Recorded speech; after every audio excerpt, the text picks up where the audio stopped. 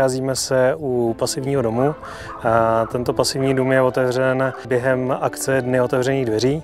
Tento dům projektovala firma Projekty domů a je možno navštívit a prohlédnout si dům před dokončením.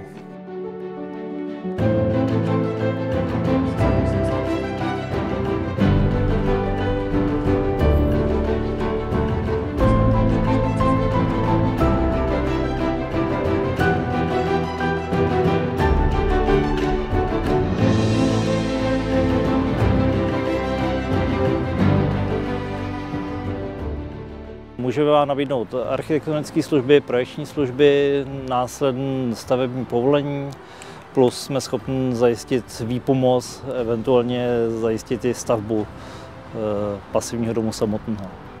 Na dnešní ukázce pasivních domů jste měli možnost vidět základy a principy zdění vápenopískového zdiva.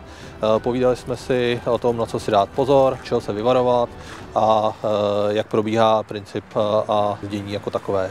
Představovali jsme bezkotevní lepení celého systému Weber pro pasivní domy. Poté jsme představili natažení omítky Weber Silicon Form a aplikaci lazury.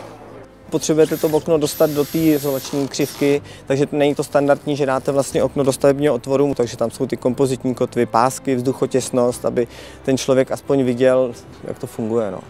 Firma Nilan se především zabývá prodejem těch vzduchotechnických rekuperačních jednotek. Jako doplňkové služby děláme projekty vzduchotechniky a dodávky a montáže i vzduchotechnického potrubí.